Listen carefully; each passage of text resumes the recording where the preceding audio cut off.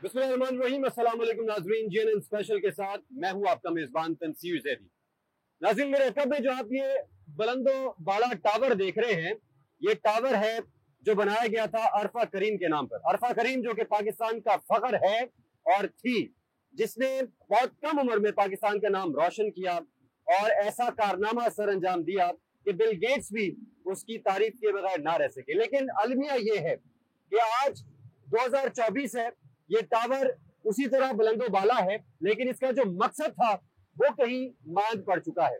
इस वक्त पाकिस्तानी कौम जो है वो बुनियादी सहूलत, एक तरफ बिजली के भारी भरकम बिल हैं, एक तरफ मईशत मुतजलजल है, एक तरफ जो मुआशी सूरत हाल है वो हर घर की बुरी है। दो वक्त की रोटी खाना आम आदमी के लिए मुश्किल है। ऐसी सूरत हाल में जब पाकिस्तानी अवाम ने एक दूसरा हल तलाश किया, जो था इंटरनेट के जरिए अपने ज़राए मौश को मुस्तहकम करने की कोशिश करना, जब ये सूरत हाल थोड़ी सी बेहतर होना शुरू हुई तो अब पाकिस्तान में कुछ ऐसी कैफियत पैदा हो गई है, एक बुनियादी सहूलत जिसको इंटरनेट का नाम दिया जाता है, जो दुनिया भर में तमाम लोग अपनी सहूलत के लिए यूज करते हैं, अलग अलग मकासद के लिए, कंस्ट्रक्टिव वर्क के लिए। लेकिन पाकिस्तान में एक तो सूरत हाल है कि जो फ्री लांसर्स हैं, जो इस इंटरनेट सर्विस से वाबस्ता जिनका जरिए मौश है, वो इस वक्त ऐसी मुश्किल में घिरे हुए हैं कि उनके पास कोई दूसरा हल मौजूद नहीं है। एक तरफ जो नौकरी पेशा अपराध है, जिनका नौकरी से जो उनकी आमदन है उससे उनका घर नहीं चल रहा था, उसके बाद उन्होंने इंटरनेट जैसी एक सहूलत को इस्तेमाल करना शुरू किया एक जायज मकसद के लिए, अपने घर के सड़कों को चलाने के लिए। लेकिन इस वक्त एक इंटरनेट ब्लैकआउट है, इंटरनेट की जो सर्विस है वो ना होने के बराबर है, और जो चल रही है वो ऐसी चल रही है कि लोग उससे बिल्कुल भी अपने काम नहीं चला सकते। तो ये सूरत हाल है क्या, इसकी वजूहात क्या है, इससे पाकिस्तान के जो आम घराने हैं, जो मुतवस्सित तबका है जिसका ये सहारा बना हुआ था, वो किस तरह और मुतासिर हो रहा है, आज के इस शो में हम इस पर बात करेंगे। और बात करेंगे कि इसका सद्देबात कैसे किया जाए, इसका कोई दूसरा हल है या नहीं है, या फिर ये सारी सूरत हाल ऐसे रहेगी। तो आइए चलते हैं और बात करते हैं कुछ शहरियों से और बात करेंगे कुछ IT एक्सपर्ट से। तो नाज़रीन, हम आम शहरियों की बात कर रहे हैं और हमारे साथ एक पाकिस्तानी मौजूद है, उनसे बात करते हैं। अस्सलाम वालेकुम जी। वालेकुम अस्सलाम। क्या नाम है आपका? अकरम। अकरम, इंटरनेट इस्तेमाल करते हैं आप? जी। अच्छा, मुझे बताएं कि इंटरनेट आपको कोई स्लो हुआ है, कोई आहिस्ता हुआ है? जी बिल्कुल हुआ है। अच्छा, मुझे बताएं कि उससे आपको क्या मसाइल आ रहे हैं, क्या मसले मसाइल आ रहे हैं आपको? जी वैसे तो कारोबार वैसे ही डाउन है, अच्छा। और इंटरनेट ना होने की वजह जो ऑनलाइन सवारी उठाते हैं, अच्छा। वो भी नहीं काम मिल रहा। अच्छा। और बिजली के बिलों से, महंगाई के बिलों से पहले ही बहुत परेशान है। अच्छा। तो इंटरनेट ना आने की वजह से भी परेशान है। यानी इंटरनेट की वजह से अब आपका, जिसकी वजह से आप अपनी आमदन चला रहे थे, घर का सर्कल चला रहे थे, वो अब इसके से इफेक्ट हो रहा है? जी बिल्कुल, बहुत ज़्यादा। अच्छा, मुझे ये बताएं कि इस हवाले से आप हुकूमत को कोई पैगाम देना चाहेंगे? जी मैं पैगाम ये देना चाहूँगा कि पहले ही हम बहुत पिस रहे हैं, तो हमारी गुजारिश है हुकूमत पाकिस्तान से कि वो इन तमाम कंपनियों से भी इल्तिजा करें कि ये हमें सर्विस के, हम पैसे पे कर रहे हैं, टैक्सेस दे रहे हैं, तो ये हमें सही तौर से मिलनी चाहिए सहूलत। अस्सलाम वालेकुम। वालेकुम सलाम। क्या नाम है? मोहम्मद सलीम। मोहम्मद सलीम साहब, ये बताएं, आप इंटरनेट इस्तेमाल करते हैं? इंटरनेट इस्तेमाल कर रहे हैं भाई, ਤੇ WhatsApp ਦੇ ਸਾਡੇ ਗਰੁੱਪ ਬਣੇ ਨੇ। ਮੇਰੀ ਦੁਕਾਨ ਹੈਗੀ ਹੈ, ਜਨਰਲ ਸਟੋਰ ਹੈ, ਤੇ ਉਹਦੇ ਵਿੱਚ ਯਾਨੀ ਕਿ ਡਿਜੀਟਲ ਖਾਤੇ ਇਹ ਉਹ ਅਸੀਂ ਉਹ ਪੈਸੇ ਉਹਨਾਂ ਨੂੰ ਸੈਂਡ ਕਰਨੇ ਹੁੰਦੇ ਨੇ।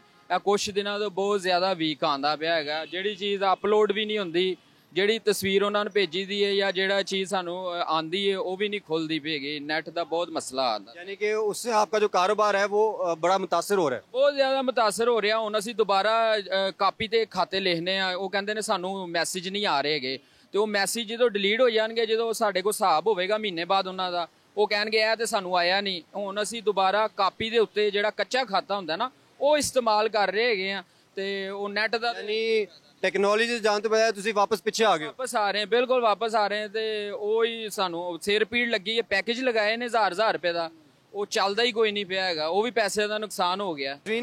शहरी परेशान है और सभी कह रहे हैं कि इंटरनेट स्मूथ होना चाहिए ताकि जो काम रुके पड़े हैं वो काम किसी तरह चल सकें। यहाँ पर भी ये दुकानदारी चल रही है, इनसे बात करते हैं। अस्सलाम वालेकुम भाई। वालेकुम सलाम। क्या नाम है आपका? ज़िशान।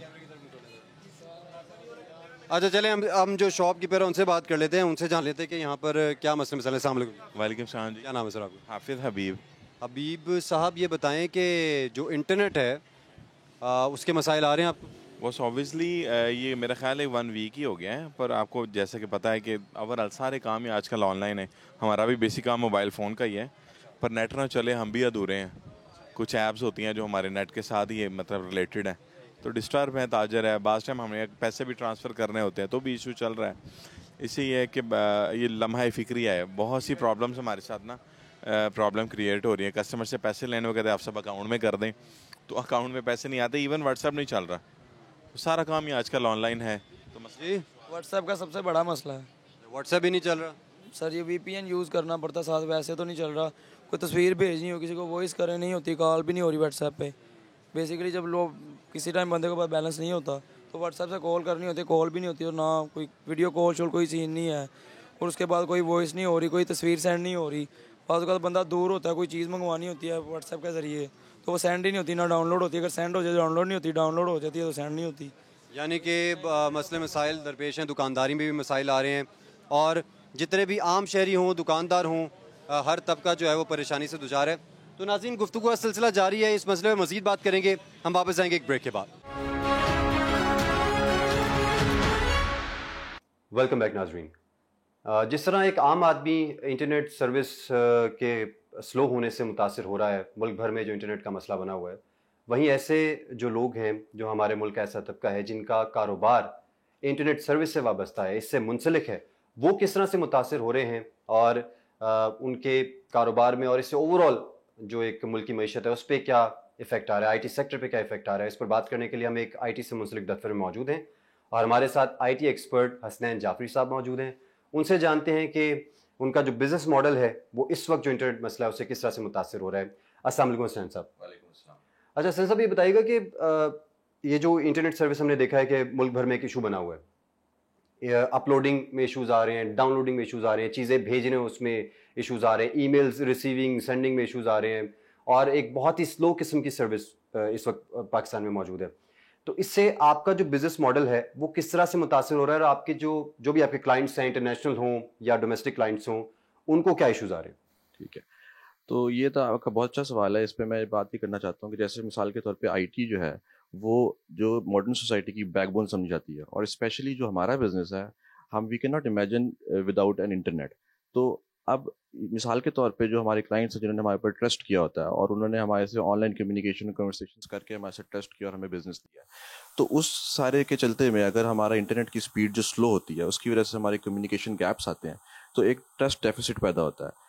जो क्लाइंट है वो उसको रेगुलर कम्युनिकेशन और फीडबैक्स और ये सारी अपडेट्स वगैरह चाहिए होती हैं। हमारी कॉल्स और हमारी मीटिंग्स वगैरह जो है वो सारी ऑनलाइन चल रही होती हैं और वो डेली बेसिस पे, रेगुलर बेसिस पे हमने अपने क्लाइंट्स को अपडेट करना होता है। लेकिन अगर वो चीज़ में कुछ कहने के हर्डल्स आएंगे और वो चीज़ हम उस तरह से नहीं कर पाएंगे तो क्लाइंट जो थोड़ा फ्रस्ट्रेट होना शुरू हो जाता है। वो कहता है कि यार ये क्या इश्यूज़ हैं और क्यों हम लोग इसको कम्युनिकेट प्रॉपर्ली नहीं कर पा रहे। उसके अलावा अगर हमारा इंटरनेट की स्पीड स्लो है तो हमारा सारा जो काम है आईटी का वो रिसर्च बेस्ड होता है, तो हमने अपनी रिसर्चेज वगैरह करके क्लाइंट को टाइमली काम डिलीवर करना होता है।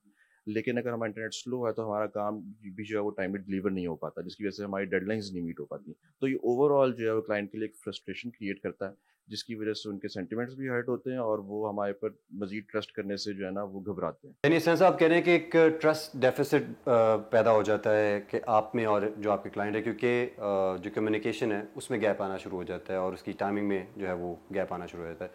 मुझे ये बताइएगा कि आम यूज़र है, अब इस तरह के मसलों को ओवरकम करने के लिए हम देख रहे हैं कि पाकिस्तानी शहरी जो हैं वो वीपीएन का इस्तेमाल उन्होंने शुरू कर दिया है। सबसे पहले तो बताइएगा कि वीपीएन ये है क्या और इसके सेफ्टी कंसर्न्स क्या हैं, क्योंकि इसमें जहाँ तक मेरी अंडरस्टैंडिंग है उसमें कोई आपकी लोकेशन भी इधर उधर हो जाती है और ट्रेस नहीं कर सकते। तो बताइएगा कि क्या वीपीएन रिलायबल कोई सोर्स है, आप इंटरनेट का कोई ऑल्टरनेट अगर आप वीपीएन के तौर पर उसको चलाना शुरू कर दें, और इसके साइड इफेक्ट्स क्या हैं? राइट, तो सबसे पहले हमें ये समझना है कि वीपीएन होता क्या है। तो लेमन टर्म्स में अगर मैं आपको बताऊं तो वीपीएन बेसिकली हमारी नेटवर्क रिक्वेस्ट को रीराउट करता है। तो फॉर एग्जांपल वो ये शो करवाता है कि यार ये जो रिक्वेस्ट आ रही है वो फॉर एग्जांपल इंडिया से आ रही है या इटली से, फ्रांस से या किसी और लोकेशन से आ रही है। तो इन इट सेल्फ जब उसने रीराउटिंग करनी है तो वो बेसिकली आपकी पहले रिक्वेस्ट किसी और सर्वर पे जाएगी किसी और कंट्री में, और फिर उस रिसोर्स को एक्सेस करने की कोशिश करेगी जो आप in the very first place access करना चाह रहे थे। तो इन इट सेल्फ इस सारी रीराउटिंग की वजह से आपकी नेटवर्क रिक्वेस्ट का टाइम बढ़ गया। तो इन इट सेल्फ आपका थोड़ा सा जो है वो पहले ही स्लो था, और उसके बाद आपने जब वीपीएन लगाया तो आपका इंटरनेट मजीद स्लो हो गया। तो ये बेसिकली वीपीएन का जो कह ले कि जिस तरह से वो काम करता है ये वो है। अब दूसरा है कि वीपीएन के साथ जुड़े हुए मसले क्या हैं। सबसे पहले तो सिक्योरिटी का और प्राइवेसी का कंसर्न है। वीपीएन क्योंकि देखें फ्री वीपीएन भी हैं जो कि आमतौर पर ज़्यादातर लोग इस्तेमाल कर रहे हैं, उसमें हमारा सिक्योरिटी रिस्क और डाटा लॉस का भी जो खदशा होता है। मिसाल के तौर पर आपका डाटा कोई इंटरसेप्ट कर सकता है, आपका डाटा कोई चोरी कर सकता है और आगे उसको सेल कर सकता है। तो एक तो जो है सबसे बड़ा वन ऑफ द बिगेस्ट जो है उसमें सिक्योरिटी कंसर्न है। फिर सेकेंडली वीपीएन से ये होता है कि कुछ वेबसाइट्स ऐसी हैं कि जो वीपीएन को अलाउ ही नहीं करती। तो अगर हमने कोई ऐसी वेबसाइट एक्सेस करनी है कि जहां पर हम वीपीएन के थ्रू हम उसको काम करना चाह रहे हैं क्योंकि हमारे पास इंटरनेट की स्पीड स्लो है, तो हम वहां पर अलाउड ही नहीं होंगे, तो हम उन साइट्स को एक्सेस नहीं कर पाएंगे। और जो थर्डली आईटी को लेते हुए जो सबसे बड़ा चैलेंज आ रहा है वो ये है कि क्योंकि हमारी स्पीड स्लो है इस वक्त इंटरनेट की, और जो फ्रीलांसर्स और आईटी के जो स्मॉल मिड साइज और इवन एंटरप्राइज लेवल कंपनीज जो हैं वो वीपीएन को यूज करके फ्रीलांसिंग प्लेटफॉर्म्स को यूज करने की कोशिश कर रही हैं। सो फॉर एग्जांपल जो मोस्ट प्रोमिनेंट है वो अपवर्क और फाइवर वगैरह है। अब हम इनको वीपीएन के थ्रू एक्सेस करते हैं तो प्रॉब्लम ये आती है कि अब हमारी एक वक्त में लोकेशन जो है वो फॉर एग्जांपल इंडिया है, अगले 1 घंटे के बाद हम कोई इटली से शो हो रहे हैं, फिर यूएस से शो हो रहे हैं। तो वो ये देखते हैं कि वो उनको लगता है कि कोई मिलिशियस एक्टिविटी चल रही है। ये यूजर की इतनी फ्रीक्वेंट लोकेशंस जो है वो चेंज नहीं हो सकती, जिसकी वजह से हमने भी अपने आईटी सर्कल्स में देखा है कि बहुत से लोगों को जो है वो अकाउंट बैन देखने पड़े। अपवर्क और फाइवर वगैरह ने लोगों के अकाउंट को बैन कर दिया इसी वजह से कि वो डिटेक्ट कर रहे हैं कि आपकी लोकेशन बार बार चेंज हो रही है और ये कोई मिलिशियस एक्टिविटी है। तो जिसकी वजह से हमारा कह लें कि आईटी का जो रेवेन्यूज भी जो है वो डिस्टर्ब होंगे। आईटी के रेवेन्यूज भी डिस्टर्ब है, मतलब कि आप ये कह रहे हैं कि अगर इंटरनेट सर्विस में हम वीपीएन का इस्तेमाल करें तो वो बहुत कोई रिलायबल एक इसका टूल नहीं है। अच्छा, दूसरा ये कि ये भी कहा जाता है कि पाकिस्तान में जो आईटी सेक्टर है उसमें बहुत पोटेंशियल मौजूद है पाकिस्तान की ओवरऑल इकोनॉमी को सपोर्ट करने के लिए। आप समझते हैं कि इस वक्त ये जो पोटेंशियल है उसको ठीक तरह से इस्तेमाल किया जा रहा है? जो इस वक्त पॉलिसीज़ हैं और ये जो अभी फायरवॉल का भी एक फैक्टर है जो आ गया हुआ है पाकिस्तान में, तो उसको मद्देनज़र रखते हुए जो पाकिस्तान का आईटी पोटेंशियल है, आप समझते हैं कि वो मैक्सिमम एक लेवल पर जाके यूटिलाइज हो सकता है? बेसिकली पोटेंशियल को समझने के लिए सबसे पहले हमें देखना पड़ेगा कि बाकी जो ममालिक है वो आईटी से किस तरह से फायदा उठा रहे हैं। अब पाकिस्तान की अगर आप लास्ट ईयर की आईटी एक्सपोर्ट्स देखें तो वो $3.2 बिलियन हैं, जबकि इंडिया की $200 बिलियन थी। तो इससे हमें ये तो समझ आ गई स्टैट्स को देख के कि हमारी आईटी एक्सपोर्ट्स में बहुत ज़्यादा फर्क है। एक्सपर्ट्स ये भी कहते हैं कि पाकिस्तान की आईटी एक्सपोर्ट की जो इंडस्ट्री है वो पाकिस्तान की बिगेस्ट एक्सपोर्ट इंडस्ट्री बन सकती है। जबकि और इन चीज़ों को एड क्या करती है, हमारे पास मिसाल के तौर पे 20,000 आईटी ग्रेजुएट्स जो हैं वो हर साल प्रोड्यूस हो रहे हैं। तो अगर हमारे पास इंफ्रास्ट्रक्चर सही हो, आईटी की इंटरनेट की स्पीड सही हो, तो हम इनको प्रॉपर वे में यूटिलाइज कर सकते हैं। अब आपको एग्जांपल के तौर पे एक और बात बताता हूँ। मिसाल के तौर पे इंडिया के अंदर जो सबसे बड़ी आईटी कंपनी है उसके अंदर 6 लाख लोग जो हैं वो एम्प्लॉयड हैं, ठीक है। और हमारे पास पाकिस्तान में जो सबसे बड़ी आईटी कंपनी है उसमें सिर्फ 5,000 लोग एम्प्लॉयड हैं। तो अगर इन फैक्ट्स और फिगर्स को हम देखें तो हमें ये समझ आती है कि पाकिस्तान की आईटी इंडस्ट्री में भी बहुत ज़्यादा पोटेंशियल है, जिसको यूज़ करते हुए हम पाकिस्तान की आईटी एक्सपोर्ट्स को बढ़ा सकते हैं।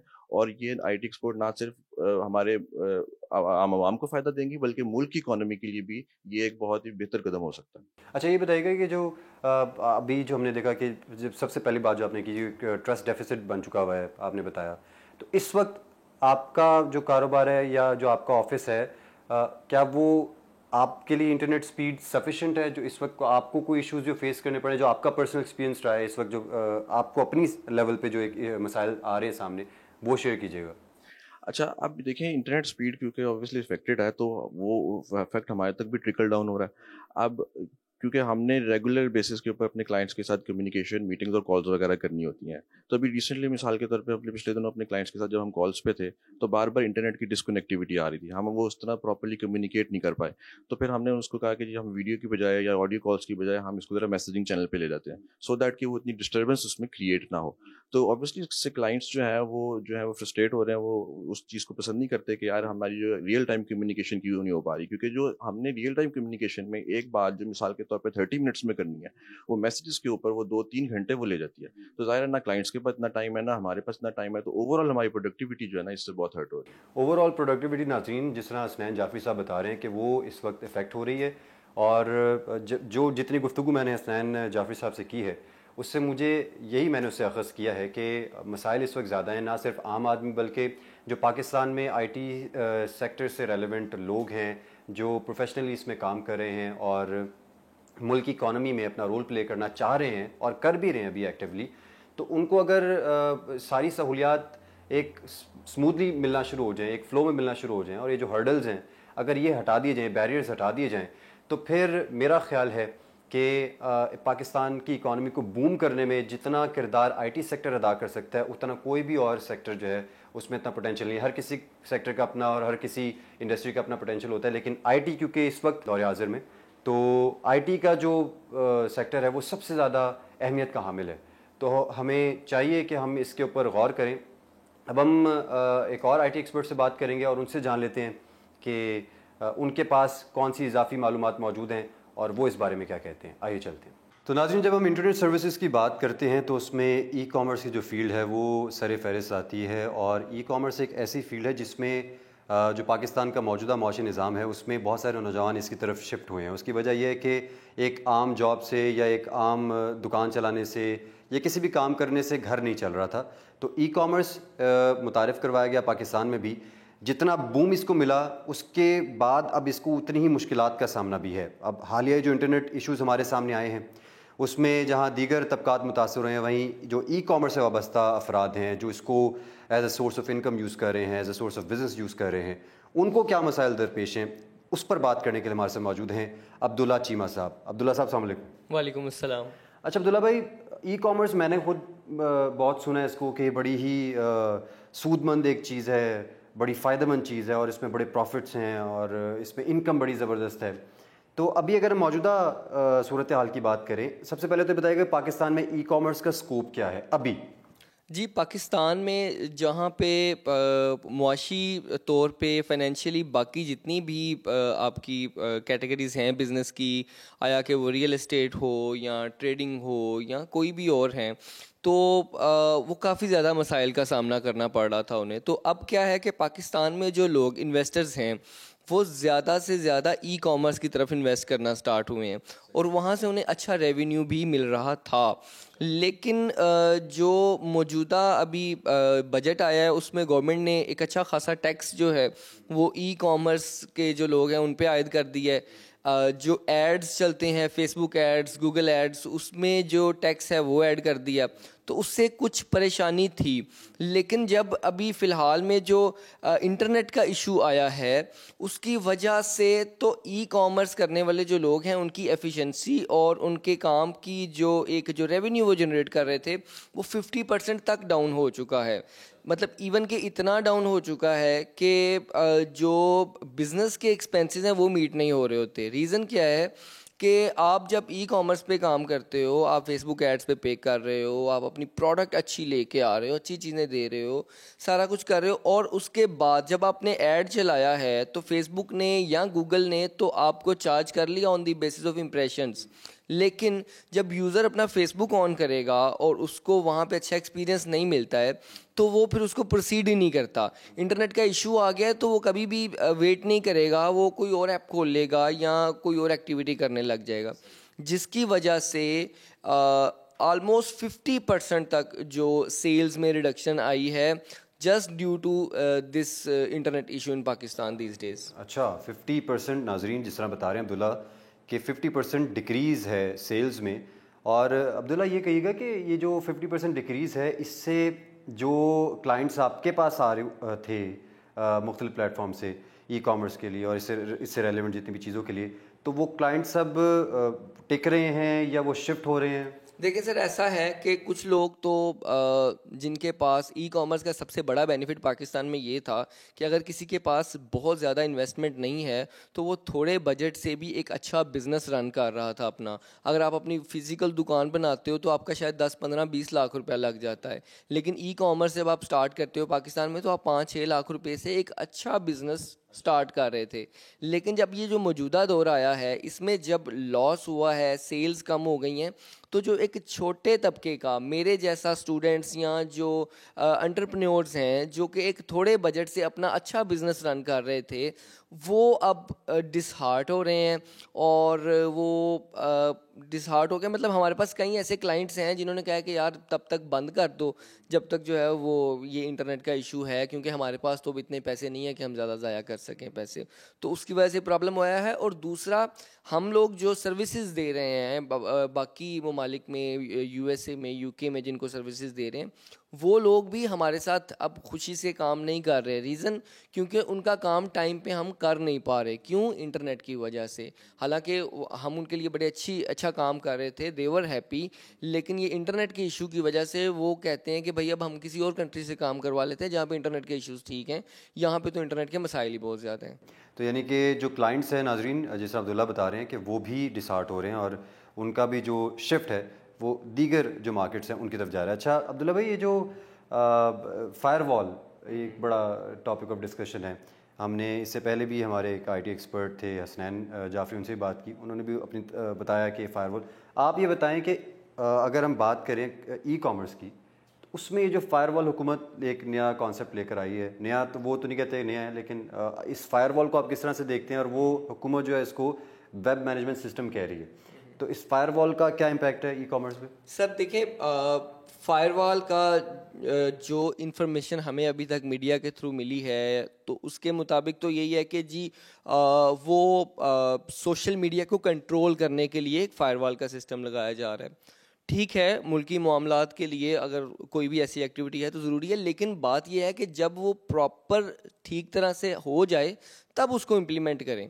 अब जिस तरह से फायरवॉल अब इम्प्लीमेंट हुआ है और वो कम्प्लीटली इम्प्लीमेंटेड ही नहीं है, उसकी वजह से जो प्रॉब्लम्स हैं वो इतने ज़्यादा हो गए हैं कि अब हमें फायरवॉल बुरा लगने लग गया है।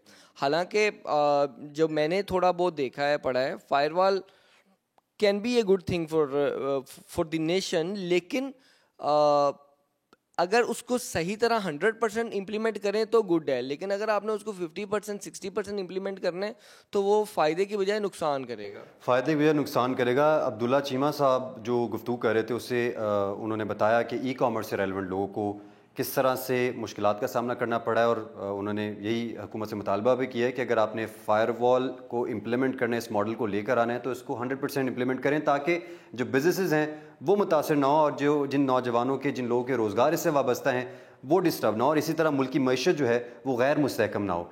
हम कुछ और लोगों से बात करेंगे और उनसे जानेंगे कि इस इंटरनेट से उनको क्या मसाइल आ रहे हैं। तो नाज़रीन, जिस तरह हम मुख्तलिफ जो हज़रात वाबस्ता हैं IT सेक्टर से, उनसे बातचीत कर रहे हैं और उनसे जानने की कोशिश कर रहे हैं कि किस तरह से एक आम आदमी के साथ साथ जो IT सेक्टर से वाबस्ता अफराद हैं, जिनका बिज़नेस, जिनका कारोबार इस इंडस्ट्री से वाबस्ता है, वो किस तरह से मुतासिर हो रहे हैं। अब उसी की एक कड़ी है, हमारे साथ मौजूद हैं IT बिज़नेस ओनर हैं मोहम्मद अमीन साहब। उनसे जानते हैं कि इस वक्त पाकिस्तान में एक तो ये कि IT का, इस इंडस्ट्री का स्कोप क्या है, फ्रीलांसिंग का स्कोप क्या है, और अभी जो मौजूदा सूरत हाल पैदा हो चुकी है पाकिस्तान में इंटरनेट की स्पीड को लेकर, उससे इम्पैक्ट क्या आ रहा है इस ओवरऑल बिजनेस पे। अस्सलाम वालेकुम अमीन भाई। वालेकुम अस्सलाम तंसीर भाई। अच्छा तंसीर भाई, आपने एक बड़ी मज़े की बात की कि पाकिस्तान के अंदर जो है, जैसे कि आप एक और प्रॉब्लम भी हम फेस करते हैं in regards to dollar coming to Pakistan, तो हम लोगों को इसके ऊपर भी बड़ा प्रॉब्लम फेस करना पड़ता है। फिर पावर इश्यूज़ के भी आ जाते हैं। अब आप अगर फायरवॉल जो आजकल बहुत ज़्यादा चल रहा है, जिसकी वजह से आपके डिजिटल मार्केटिंग एजेंसीज़ को बहुत ज़्यादा इफेक्ट पड़ रहा है सोशल मीडिया मार्केटिंग के ऊपर, तो इस हवाले से अगर आप इसके ऊपर भी प्रॉब्लम्स क्रिएट करना शुरू कर देंगे, जैसे अभी आपने लेटेस्ट रिपोर्ट पढ़ी फाइवर के एंड से कि आपके जो फ्रीलांसर्स हैं वो बहुत बुरी तरह हिट हुए हैं और फाइवर ने आपका बिल्कुल बंद कर दिया है, पाकिस्तान को अनअवेलेबल कर दिया हुआ है। तो this is a huge problem for the Pakistani community कि वो पाकिस्तान में डॉलर कैसे लेकर आए। पहले ही बड़ा मुश्किल हुआ है पाकिस्तान में एक IT इंडस्ट्री के लिए डॉलर लेकर आना, उसके बाद फिर उसके ऊपर मज़ीद इस तरह के प्रॉब्लम्स अगर डाले जाएँ तो ये एक बर्डन है इंडस्ट्री के लिए। तो फिर आप then you see reports like talent draining out of Pakistan, ठीक है, आपके इतने परसेंटेज टैलेंट आपके निकल गए, इतने 100 ब्रेन ड्रेन का आपका इशू हो रहा है। तो फिर मेरे जैसे जो IT एंटरप्रेन्योर्स जो हैं, जो हम सोचते हैं कि यार इंडस्ट्री को पाकिस्तान में कहीं लेके चले, हम सोचते हैं कि यार पाकिस्तान को कुछ फ़ायदा करें, फिर हम भी यही सोचते हैं कि यार हम दुबई में जाके LLC वगैरह खुलवा लें या जर्मनी शिफ्ट हो जाएं या कनाडा शिफ्ट हो जाएं। तो this is a very serious problem जो गवर्नमेंट साहब, एक और जिस तरह आपने ये बात आपकी अपनी जगह दुरुस्त है कि प्रॉब्लम्स की तो हम बात करते हैं, लेकिन जब हम IT सेक्टर के पोटेंशियल की बात करें जो पाकिस्तान में मौजूद है, इस पूरी इंडस्ट्री की अगर बात करें, तो उसके बारे में बताइएगा कि आपकी नज़र में इस वक्त पाकिस्तान में पोटेंशियल क्या है, ये इंडस्ट्री कितनी बड़ी है, इसको कितना यूटिलाइज किया जा सकता है और ये इकोनॉमी को कितना बूम कर सकती है? अच्छा, पाकिस्तान में पोटेंशियल बहुत है, there is no doubt about it. यहाँ पर बहुत ही टैलेंटेड इंडिविजुअल है, यहाँ से बाहर जाके ही यू सी इंडियंस, हम इंडियंस अगर पाकिस्तानी को कंपेयर करें तो यही इंडियंस बाहर जाके CEO लग सकते हैं। Why not Pakistani can be CEOs of the companies outside. जैसे गूगल में आपके पास CEO इंडियन है, आपके पास बहुत सारी एग्जांपल्स होते हैं। तो Pakistan also has that potential. अगर आप पाशा की रिपोर्ट देखें जो रिसेंटली आया है, जो पाकिस्तान के अंदर एक ये भी प्रॉब्लम है कि जो क्वालिटी ऑफ एजुकेशन जो यूनिवर्सिटी लेवल पे दी जा रही है उसको भी मजीद इंप्रूव करने की ज़रूरत है, ताकि जो इंडिविजुअल आपके एक इंडस्ट्री के अंदर $3,000-4,000 अगर कमा के आपको दे सके तो उसकी एक बेस लेवल होनी चाहिए कि यार इतना अंडरस्टैंडिंग इसके पास है, इतना इंटरनेशनल स्टैंडर्ड्स की इसके पास नॉलेज है, ये कर सकता है कि नहीं कर सकता। तो हम लोग एज एन IT प्रैक्टिकल जितना हम करवा सकते हैं, हम ऑलरेडी इंटर्नशिप्स वगैरह करवा के जो बच्चों को ग्रूम करते हैं, लेकिन बेस लेवल पे भी इसमें इंप्रूव करने की जरूरत। तो potential, Pakistan has a lot of potential in that regard and it is imperative कि हम इसके ऊपर मजीद फोकस आए और गवर्नमेंट लेवल से फोकस आए कि भाई पॉलिसीज जनरेट हो, आपके पास जो है एजुकेशन सिस्टम में इसकी इंप्रूवमेंट वगैरह रहें, करिकुलम डिफाइन होने चाहिए, ताकि आप देखें कि भाई इंडस्ट्री का, आप जैसे अगर आप दुबई का ही शिफ्ट लगाएं, जाइटेक्स कॉन्फ्रेंस वगैरह आगे जाके देखें तो यू विल रियलाइज़ कि पाकिस्तान बहुत पीछे है दुनिया से। और ख़ास तौर पर अगर आप आजकल AI का बूम आने वाला है, ठीक है, और there is very limited resources for the individual living in Pakistan कि वो यूटिलाइज़ करे और उसको जो है ना यूटिलाइज़ करके आगे मज़ीद इसमें इन्हांसमेंट लेकर और चीज़ों को नए तरीके से लेकर नई टेक्नोलॉजी की तरफ लेके जाएँ। तो नाज़रीन, आपने अमीन साहब की गुफ्तगू सुनी और उन्होंने कहा कि जो ऐसी हुकूमती पॉलिसीज़ हैं, मतलब वही बात आ जाती है, बेस यही है कि पोटेंशियल ज़रूर है पाकिस्तानी मार्केट में, लेकिन उसको फ्लरिश करवाने के लिए, उस पोटेंशियल को मुकम्मली पूरी तौर पर उसको यूटिलाइज़ करने के लिए हमें पॉलिसीज़ चाहिए हुकूमत की तरफ से। तो अमीन साहब ने भी ये कहा कि पॉलिसीज़ अगर इकॉनमी फ्रेंडली होंगी और यूज़र फ्रेंडली होंगी और जितने ही मौके मिलेंगे पाकिस्तान के यंगस्टर को, पाकिस्तान के एंटरप्रेन्योर्स को, उतना ही एक्सेल करेंगे IT फील्ड में ये तमाम तर अफराद जो हैं। तो अब हम आगे चलते हैं और इस इशू को फर्दर डिस्कस करते हैं। तो नाज़रीन, जिस तरह हम बात कर रहे थे पहले हसनैन जाफरी साहब से, उन्होंने भी बताया कि किस तरह से जो क्लाइंट और हमारे सॉफ्टवेयर डेवलपर्स हैं, जो हमारे IT से मुंसलिक अफराद हैं, उनके और क्लाइंट के दरमियान जो ट्रस्ट डेफिसिट क्रिएट हो रहा है, उसकी वजह से ना सिर्फ कारोबार में एक लॉस देखने में आ रहा है, जो ये IT इकॉनमी है ये डिस्टर्ब हो रही है, बल्कि इसके अलावा अगर हम हमारी इंटरनेशनल इमेज की बात करें, जो क्लाइंट्स हैं जो इंटरनेशनली पाकिस्तानी डेवलपर्स को, पाकिस्तानी सॉफ्टवेयर डेवलपर्स को अप्रोच करते हैं, या जो भी IT सेक्टर के रेलेवेंट अफराद हैं उनको अप्रोच करते हैं, तो एक टाइम ड्यूरेशन, जो टाइम फ्रेम है, जब उसको फॉलो नहीं किया जाता तो फिर ये ट्रस्ट डेफिसिट क्रिएट होता है। हमारे साथ एक और IT एक्सपर्ट मौजूद हैं, मुबशर चिश्ती साहब, और उनसे अब हम जानेंगे कि जो फायरवॉल हुकूमत ने, जिसको ये भी कहा है कि हमने वेब मैनेजमेंट सिस्टम बनाया एक, और इसमें कोई ऐसी कोई इशू वाली बात नहीं होनी चाहिए। अब ये इशू वाली बात होनी चाहिए या नहीं होनी चाहिए, हम मुबशर साहब से जानने की कोशिश करेंगे। अस्सलाम वालेकुम मुबशर साहब। अच्छा मुबशर साहब, ये कहेगा ये जो फायरवॉल है, एक आम आदमी को कुछ समझना है, क्योंकि अभी बड़ी बातें तो फैली हैं, सभी कह रहे हैं फायरवॉल लगाई है हुकूमत ने, ये फायरवॉल है क्या और इसका कोई नेगेटिव इम्पैक्ट है एक नॉर्मल इंटरनेट यूज़र के लिए? इसका एक नेगेटिव इम्पैक्ट का अगर बात की जाए तो वो इस तरह से है कि जो लोग बैठ के इस तरह की एक्टिविटीज़ कर रहे हैं कि जो हुकूमत इलीगल समझती हैं, वो पॉलिटिक्स से रिलेटेड ही क्यों ना हो या किसी और चीज़ों से रिलेटेड, बेसिकली उनको मॉनिटर किया जा सके और फिल्टर किया जा सके कि हम लोग जो भी नॉर्मल पर्सनस हैं, जो लोग हैं, वो जो इंटरनेट यूज़ कर रहे हैं, वो उसको किस हवाले से लेके जा रहे हैं, क्या उसका गलत इस्तेमाल हो रहा है या सही इस्तेमाल हो रहा है। क्योंकि फायरवॉल का बेसिकली मकसद ये है कि ये एक प्रोटेक्टिव लेयर्स होती है जिसमें से आपका डाटा फिल्टर होकर आगे जा रहा होता है और वो आपके एक्सपर्ट्स बैठ के और फायरवॉल उसको देख रहा होता है, उसमें जो भी चीज़ें होती है वो उसमें फ़िल्टर आउट हो रही है। अच्छा, ये बताइएगा कि जो इंटरनेट स्पीड का एक इशू आया हुआ है पिछले कुछ दिनों से, और हमने इससे पहले एक और हमारे IT एक्सपर्ट थे हसनैन जाफरी साहब, उनसे भी पूछा, उन्होंने भी बताया कि भी क्लाइंट जो हैं वो बहुत ज़्यादा इस वजह से डिस्टर्ब हो रहे हैं, और ये जो पूरी एक ये जो बिज़नेस लाइन है ये भी डिस्टर्ब हो रही है। तो आप क्योंकि ख़ुद भी IT एक्सपर्ट हैं और इस इंडस्ट्री से रिलेटेड भी हैं, आप बताइएगा आपको अपने इस बिज़नेस मॉडल में या अपने इस कारोबार में कोई मसले मसाइल पेश आ रहे हैं अभी हालिया इस इशू की वजह से? बिल्कुल आ रहे हैं IT वाले, बल्कि मुझे छोड़ के जितने भी IT पर्सन जो हैं पाकिस्तान में काम कर रहे हैं, वो फ्रीलांसर्स ही क्यों ना हो, बिज़नेस ओनर्स ही क्यों ना हो, उन सब के ऊपर इस चीज़ का इफेक्ट एक आया हुआ है। उसमें यह है कि क्लाइंट को टाइम पे काम नहीं मिल रहा, उनकी फाइल्स जो हैं, अगर आप कुछ डिज़ाइन किया हुआ है या डिज़ाइन से रिलेटेड वर्क है या आपका कोडिंग से रिलेटेड वर्क है, वो हम उसको प्रॉपर तरीके से टाइम पे डेवलप करने के बावजूद भी डिलीवर ही नहीं कर पा रहे, जिसकी वजह से क्लाइंट जो है वो फीडबैक हो रहा है हमारे से, और मेरे मोस्टली कुछ दोस्त भी हैं, मेरे अपने से कुछ क्लाइंट जो है वो चले गए हैं इसी वजह से कि भाई उनको काम के डेडलाइन से डेफिनेटली जो जिन्होंने हमें काम दिया हुआ उन्होंने भी आगे कहीं से लिया हुआ, उनको भी उनको रिपोर्ट करना है। तो डेफिनेटली जब हम टाइम पे डिलीवर नहीं करेंगे तो वो भी नहीं कर सकेंगे, तो इसलिए वो फुटबैक हो रहे हैं। अच्छा ये बताइएगा मुबशर साहब कि हमने देखा है कि पाकिस्तान में क्योंकि जो इस वक्त इकॉनमी की कंडीशन है वो बहुत ज़्यादा कोई स्टेबल नहीं है, तो स्टेबल ना होने की वजह से जो हमारी यंग जनरेशन है वो इंटरनेट को यूज़ करती है फ्रीलांसिंग के लिए। और ये बताइएगा ये जो फ्रीलांसिंग इंडस्ट्री है इसका पाकिस्तान में स्कोप क्या है इस वक्त आपके अंदाजे के मुताबिक, कितने परसेंटेज है फ्रीलांसर्स की, और ये जो इंटरनेट इशू इस वक्त है उससे ये कितना ज़्यादा डिस्टर्ब होगा? 9% मार्केट जो है हम कवर कर रहे हैं पाकिस्तानी जो है फ्रीलांसिंग प्लेटफॉर्म्स की, ठीक है। और इसमें जो हमारा रैंक देखा जाए तो 4th रैंक बनता है ऑल ओवर द वर्ल्ड।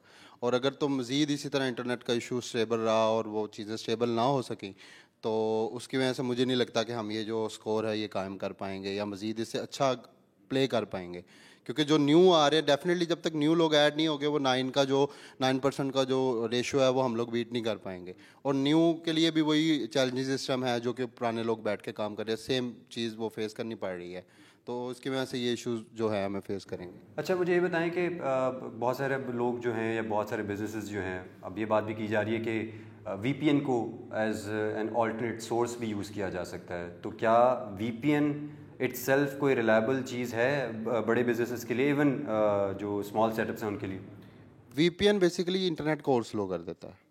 जब हम VPN के थ्रू किसी चीज़ को एक्सेस करते हैं बेसिकली VPN उसको एक और लेयर के अंदर वो अपनी वो अप्लाई करता है और देन हम उसको यूज़ करते हैं, एक्सेस करते हैं। इवन दो कि अगर हम बिलफर्ज यहाँ पे बैठ के ऑस्ट्रेलिया की लोकेशन लगा के देन उसको एक्सेस कर रहे हैं तो VPN के जो है वो मज़ीद इंटरनेट को स्लो करता है। तो एक पहले ही इंटरनेट स्लो है फायरवॉल की वजह से, VPN यूज़ करते हैं तो मज़ीद स्लो हो जाता है। एक्सेस मिल जाती है उन चीज़ों की जिनके अभी हमें एक्सेस नहीं मिल पा रही, ठीक है। काफ़ी सारी चीज़ें हैं जो पहले चल रही थी इजीली स्मूथ थी, अब नहीं चल रही। इवन के इसी सब चीज़ों की वजह से अभी 2 से 3 दिन पहले एक बहुत बड़ा प्लेटफॉर्म है फ्रीलांसिंग का, उसने जो पाकिस्तानीज़ की प्रोफाइल है वो अनअवेलेबल शो करवा दी है, जस्ट द रीज़न ऑफ ये जो फायरवॉल का इशू है, इंटरनेट का इशू है। इवन के लोग ट्राई कर रहे हैं VPN के थ्रू भी, व्हाट्सएप पे इमेज भी नहीं जा रहा और व्हाट्सएप पे वॉइस मैसेज तो बच्चों ये बताएं ना कि ये जो मसले मसाइल हैं, बहुत सारे लोग कह रहे हैं कि ये जो हुकूमत का एक मौक़िफ़ सामने आ रहा है वो ये कह रहे हैं कि फ़ायरवॉल से इंटरनेट की स्पीड का इशू नहीं हो रहा। तो आपके नज़दीक बुनियादी वजह क्या है इस वक्त जो इंटरनेट स्लो हुआ हुआ है? क्या ये फ़ायरवॉल की वजह से है या फिर इसके कोई और दीगर मसले मसाइल हैं? रीज़न क्या है? ये फायरवॉल की वजह से स्लो हुआ है, बिल्कुल फायरवॉल की रीज़न ही है। और इसके अलावा अगर कोई और रीज़न होती जिसकी वजह इंटरनेट स्लो होता है, आपको याद होगा बिफोर 2 ईयर भी एक दिन पूरा पाकिस्तान शट डाउन रहा है, इंटरनेट नहीं था पूरे पाकिस्तान में और इस तरह के काफ़ी सारे इश्यूज आ जाते हैं, तो वो ऑफिशियली अनाउंस होता है कि शार्क की वजह से लाइन डैमेज हो गई है समंदर में या कोई और सीन होता है। लेकिन इस टाइम जो करंटली इस तरह की न्यूज़ किसी भी इंटरनेट प्रोवाइडर की तरफ से नहीं है, सिर्फ और सिर्फ फायरवॉल की वजह से ये चीज़ें जो है वो फेस करनी पड़ रही हैं। नाज़रीन, हमने मुबशर चिश्ती साहब से बात की और उनके मुताबिक इस वक्त जो इंटरनेट मसाइल चल रहे हैं और अगर स्पीड की बात करें और ओवरऑल जो इस वक्त मसला चल रहा है उसमें मुबशर साहब के मुताबिक भी एक फ़ायरवॉल का भी एक रोल है और उन्होंने बड़े एक बेहतरीन अंदाज में बताया कि फ़ायरवॉल है क्या, किस तरह से काम करती है, इसका मकसद क्या है। तो इस वक्त जो सूरत हाल है वो अगर हम IT इंडस्ट्री की बात करें, आम लोगों की बात करें, इंटरनेट की वजह से पाकिस्तान में मौजूद यंगस्टर्स हों, कारोबारी तबका हो, अगर हम ये जो डिफरेंट कैब सर्विसेज हैं, ट्रांसपोर्ट सर्विसेज हैं, उनसे वाबस्ता लोग हों, वो भी अब इंटरनेट के थ्रू ही अपनी सर्विसेज को यूज़ कर रहे हैं। तो ये सारे तबकात ही इस वक्त मुतासर हुए हैं। अब हम आगे भी चलेंगे और भी कुछ लोगों से बात करेंगे और आप तक हक़ाइक़ पहुँचाएँगे और मसाइल का हल तलाश करने की कोशिश करेंगे। हमारे साथ रहिए, हम वापस आएंगे एक ब्रेक के बाद। वेलकम बैक नाज़रीन। ब्रेक पर जाने से पहले हम बात कर रहे थे कि इंटरनेट स्पीड का जो इशू पाकिस्तान में चल रहा है उससे एक आम सारिफ किस तरह से मुतासर हो रहा है, कारोबारी तबका जो कि IT सेक्टर से वाबस्ता है उनको कौन कौन सी मुश्किलात दरपेश हैं। हमने उस पर रोशनी डाली। जो फायरवॉल इंट्रोड्यूस करवाई गई है पाकिस्तान हुकूमत की जानिब से, वो कॉन्सेप्ट क्या है, वेब मैनेजमेंट सिस्टम क्या है, इस सारी टॉपिक्स पर हमने तफसीलन बात की थी। तो अब अगर इंटरनेट को मिसयूज़ किया जाए उसका इम्पैक्ट क्या हो सकता है हमारे सोशल सिस्टम पर, हमारी प्राइवेसी पर, इस पर बात करने के लिए हमारे साथ मौजूद हैं deputy director FIA cyber crime wing के भी ये डिप्टी डायरेक्टर हैं आसिफ इकबाल साहब, किसी तारुफ के मोहताज नहीं हैं।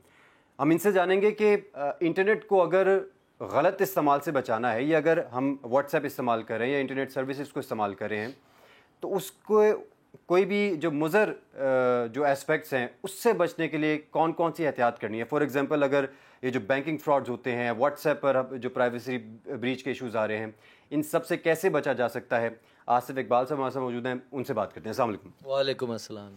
अच्छा सर, बताइएगा कि हम अक्सर देखते हैं कि शिकायत आती हैं, लोग बताते हैं व्हाट्सएप पर उनकी तस्वीर जो हैं उनकी वजह से प्राइवेसी ब्रीच हो गया, कोई बैंकिंग फ्रॉड हो गया, कोई फेक OTPs आ गए। तो ये सारा सिस्टम है क्या, और इससे बचने के लिए कौन कौन से तरीके हैं जो अपनाए जा सकते हैं? देखें, बैंकिंग में सबसे पहला जो है वो ये है कि अगर आपको कोई कॉल आती है और आपसे आपकी पर्सनल इन्फॉर्मेशन या वो इन्फॉर्मेशन जो आपके बैंक के साथ आपकी हैं, लाइक आपका बैंक अकाउंट नंबर है और आपकी जो आपको क्रेडिट कार्ड या ATM कार्ड आपके पास मौजूद है, उसकी जो इन्फॉर्मेशन आपके साथ है वो नहीं शेयर करनी है आपने किसी के साथ भी। लोगों के साथ फ्रॉड तब देखा गया है कि जब वो अपनी पर्सनल इन्फॉर्मेशन किसी कॉल के ऊपर, उनको कॉल आ गई कि हम स्टेट बैंक से बात कर रहे हैं या आपके कंसर्न्ड बैंक से बात कर रहे हैं और हमारे साथ ये इन्फॉर्मेशन जो है वो आपने शेयर करनी है। लोग इन्फॉर्मेशन शेयर करते हैं, उसकी बेस पे वो अकाउंट से जो है वो उनके अमाउंट विड्रॉ कर लेते हैं या ट्रांसफ़र कर लेते हैं। ज़्यादा ट्रांसफ़र के इश्यूज़ हैं।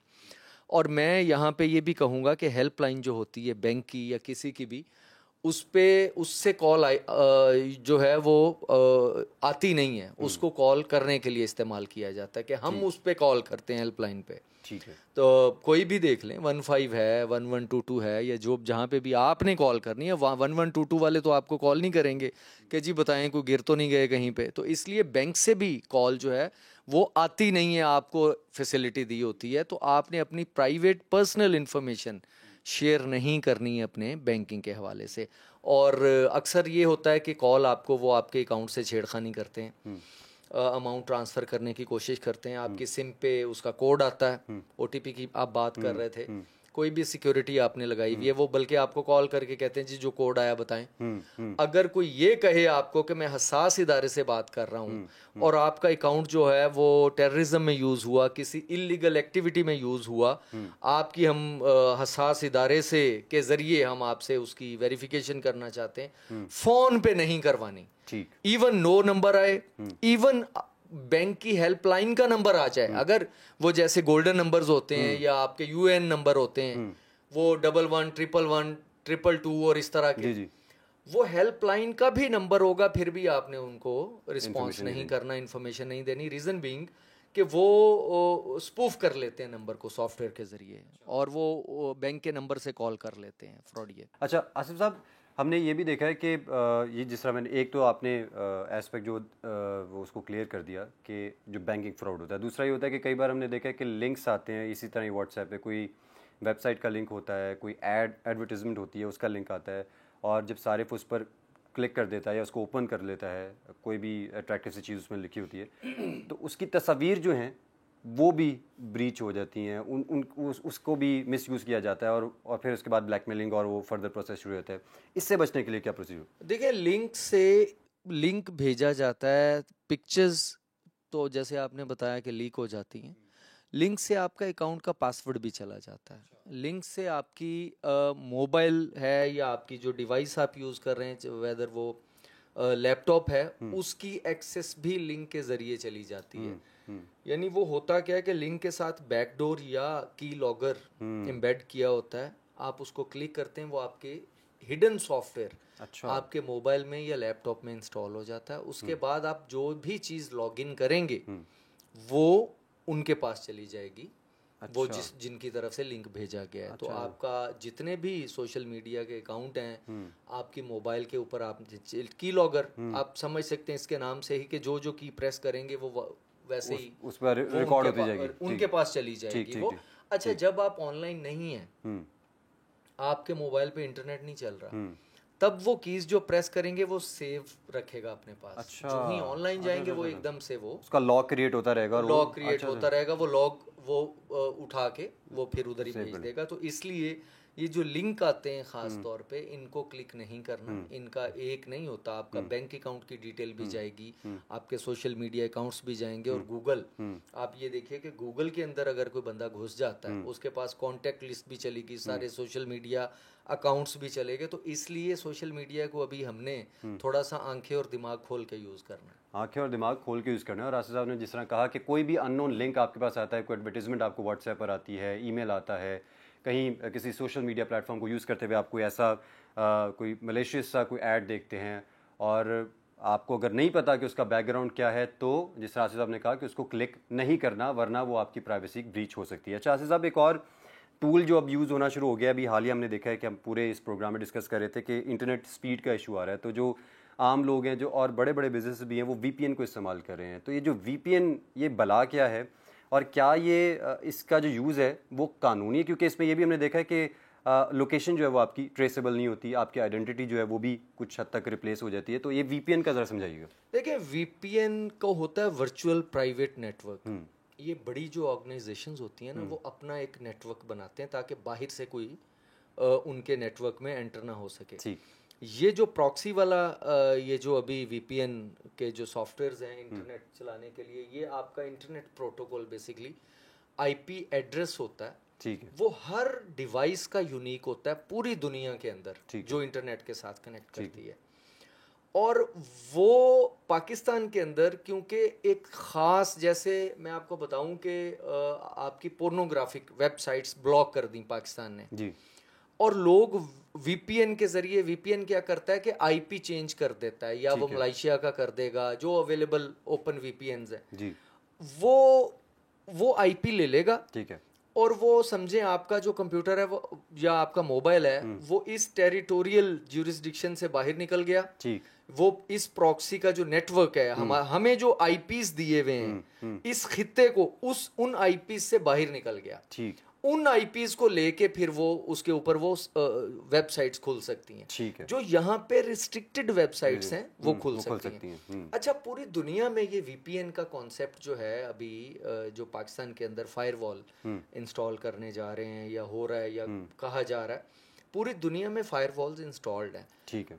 मुल्क भी करते हैं और ऑर्गेनाइजेशंस भी करती हैं। यानी मेरे कोई बड़े बिजनेस कम्युनिटीज़ जो हैं, जैसे फेसबुक हैं, उनके बड़ी फायरवॉल्स लगी हुई हैं जो उनको प्रोटेक्ट करती हैं। बाहर से थ्रेट आते हैं, कोई इंट्रूजन आता है, उसको रोकते हैं। ठीक है। फायरवॉल का काम है किसी चीज़ को ब्लॉक करना और उसको फिल्टर करना।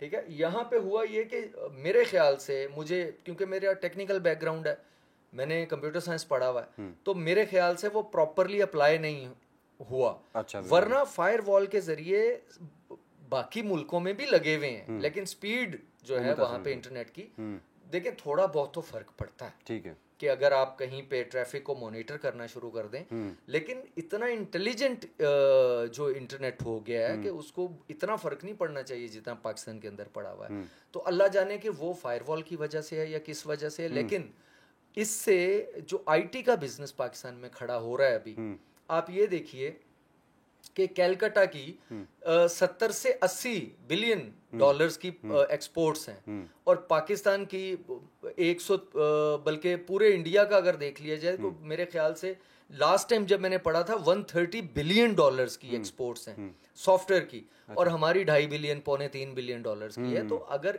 ये हमें इंटरनेट की स्पीड ना मिली तो शायद इससे भी नीचे आ जाएगा। इस पे जो भी पॉलिसी बननी चाहिए वो फौरी तौर पे इम्प्लीमेंटेशन उसका होना चाहिए।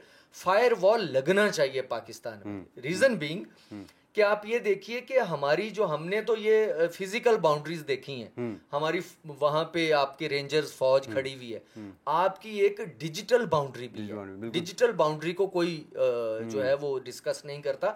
इस बाउंड्री को यूज करके किसी भी मुल्क के अंदर सोशल मीडिया के जरिए अपना नैरेटिव बिल्ड किया जा सकता है। और ये हकीकत है, हमने देखा कि अमेरिका पूरा चीख रहा है कि लास्ट इलेक्शन के अंदर वो नैरेटिव बिल्ड किया गया। चाइना ने उसके खौफ से या उसको पहले से ही देखते हुए उन्होंने अपना वहां पे फेसबुक और यूट्यूब बंद कर दिया कि बाहर से इन्फ्लुएंस ना हो। पाकिस्तान में मसला ये है कि हमारा जो हमारे रियासत है, रियासत और अवाम के अंदर खलीज इतनी बढ़ गई है कि वो इसलिए जो भी काम रियासत अगर अच्छा भी कर रही होगी तो लोग उसको समझेंगे कि पता नहीं ये क्यों करें। अगर इसको अच्छी नीयत से लगाया जाए, अगर इसको अच्छी नीयत से लगाया जाए फायरवॉल को, तो ये पाकिस्तान के लिए बहुत ज़्यादा ज़रूरी है। लेकिन उसके लिए यानी कौम को एतमाद में लेना चाहिए और ये इंटरनेट स्लो नहीं होना चाहिए, ये इंटरनेट अपनी स्पीड से चलना चाहिए क्योंकि बिजनेस बहुत मुतासर होगा यहाँ। तो नाज़रीन, जिस तरह deputy director FIA cyber crime wing Asif Iqbal साहब ने भी कहा और दीगर जो IT एक्सपर्ट्स हैं उनका भी ये ओपिनियन है कि अगर फायरवॉल को मुकम्मल इम्प्लीमेंट कर दिया जाए तो फिर ये सिस्टम जो है ये चल भी सकता है और इससे इंटरनेट स्पीड मुतासर नहीं होगी। और दूसरी तरफ उन्होंने इस हवाले से तंबीह भी की है, जितने भी एक्सपर्ट्स हैं उन्होंने ये तंबीह भी की है कि जो नौजवान नस्ल है वो अगर इंटरनेट का मुस्बत इस्तेमाल करे तो फिर इस इंटरनेट का कंस्ट्रक्टिव वे में यूज़ किया जा सकता है और इससे ग्रोथ भी, इकोनॉमिक ग्रोथ भी पॉसिबल है। तो हमने जो आम आवाम हैं, जो आम लोग हैं, आम शहरी हैं, उनका ओपिनियन भी आप तक पहुंचाया, एक्सपर्ट्स का ओपिनियन भी आप तक पहुंचाया। GNN स्पेशल से अब तक के लिए इतना ही। मुझे तंसीर ज़ैदी को दीजिए इजाज़त। अल्लाह निगहबान।